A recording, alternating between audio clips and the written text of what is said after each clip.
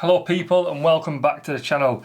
As you can probably tell by the title of this video, we're going to be upgrading my plastic key to my Aston Martin Vantage.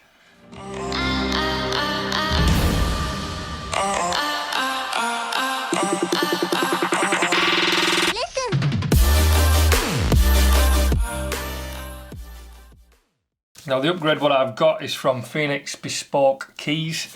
Now when you get this through the post, you're going to receive a little baggie with your 4 buttons in there and a nice letter explaining that there is a fitting guide on the website, and yeah, basically a thank you from Chris and his team that are providing these buttons for us. Now I believe that these buttons, if you were to buy them from Chris directly, they would be about £150. I'll correct that on the screen if it's any different. Now when Chris first told me this, I probably had the same reaction as many of you, and I thought it was a little bit steep. Now it probably is a little bit steep, but you know, you've got to kind of come back to earth a little bit once you get over the initial shock of £150 for 4 little plastic buttons. In the fact that, you know, there's quite a considerable amount of effort gone into these for a very unique sort of business model, which is just this key for these generation of Aston Martins. Now, if Aston Martin were charging £150 for a permanent button fix on these keys, I'm sure we wouldn't grumble half as much.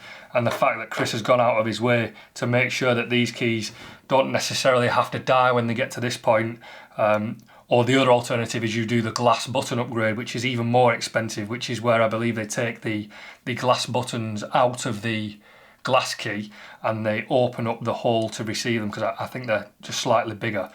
Now this does away with the rubber buttons, so I'm assuming it would compromise the water ingress protection of this key, but if you're at the point where I am here, you know, that's not there anymore anyway. You know, my button's fully gone through at this stage. I don't know how well you can see that on camera, but it's gone right through there. I've already had this key apart once before, maybe twice actually, from where I've put it in the wash to dry it out. So without further ado, I should get them fitted. I should stop talking about them. Let's get them fitted. Chris does have a fitting guide on his website, so I'm not going to make this a tutorial, albeit it's very simple. The process is simple.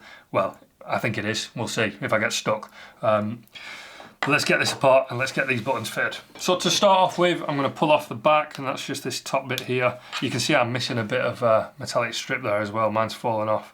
And then once we've got the back off, we're met with this, and now we need to get something inside here and just pull it apart. As you can see, like the well-prepared YouTuber I am, I'm going to use this key. I do not recommend using this key or a key like this. Something much smoother would be beneficial. And we're just going to twist in there, and it should break the case apart like that.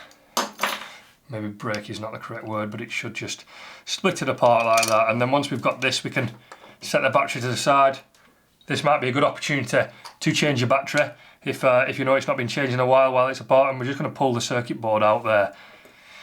Now what we're left with is these buttons. Now we're just going to push these through, but oh man, didn't take much to come out at all there. And I'm not going to pull the lock through. I'm going to take a Stanley blade here, and I'm just going to put an incision along this edge.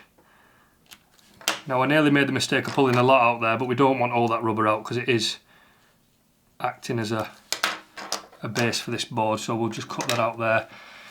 And then we'll do the same to the bottom one, which for me is much harder because it's less used.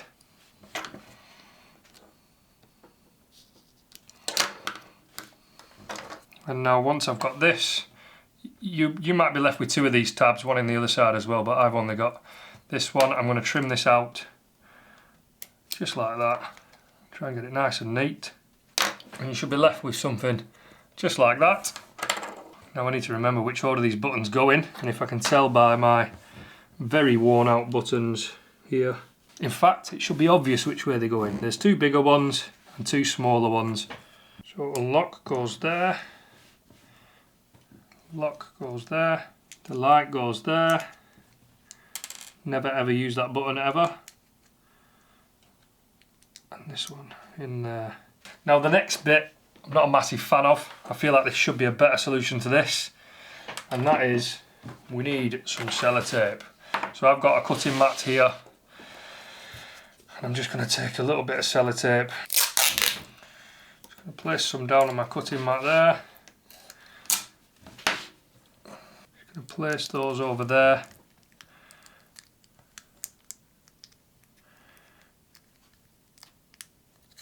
Don't think there's a real neat way of doing this.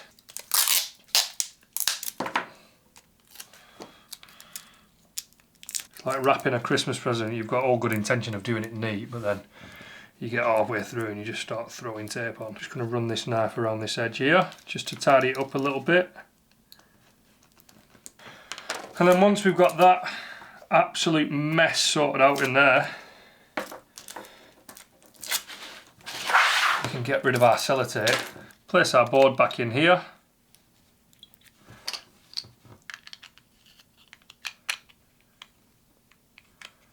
Just before I get it in, I'm just going to double check with this. If I put them buttons in the wrong way. Yeah, of course, I got the buttons in the wrong way around there. I'm still not 100%, but my buttons were that messed up. I can't really tell how they came out. I mean, I should have taken better care when I was disassembling it, to be honest. And then once that's done there, we can pop our top back in. Only goes one way, this. And there we have it. Now, the buttons all seem to work, as they should do. I'm not quite happy with that top left one. Maybe I should put some more sellotape in there. I'm going to do that now, actually.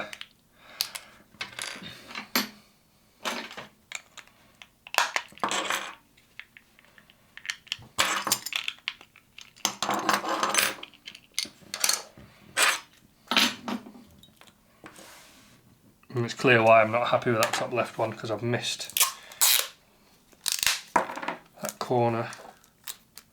Now I've got a considerable amount of sellotape in there.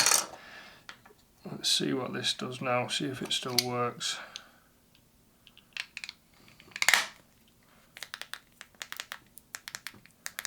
Yeah, that feels better there now.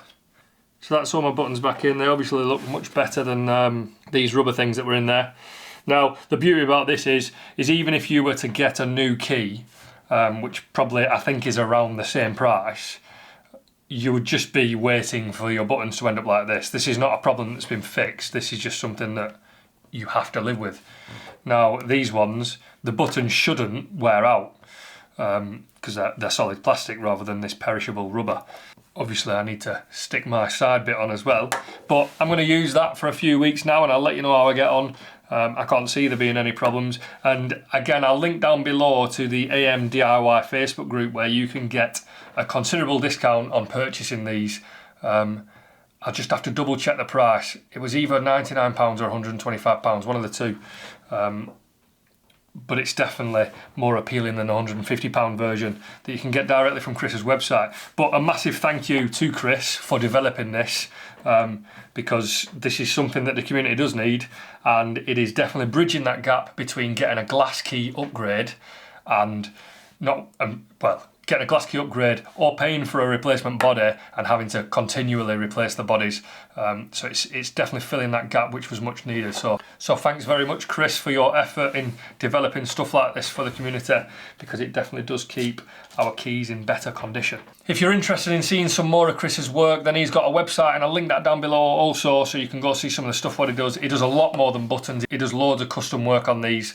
So you can get your keys colour coded to your car, you can get Union Jacks on them, you can get Star Wars stuff on them, James Bond stuff. I mean, ultimately you can get whatever you want if you're willing to pay enough. Chris will coat it in gold if you really want him to. So yeah, definitely go check out some of his work over there, and I'll let you know how I get on with my new upgraded key.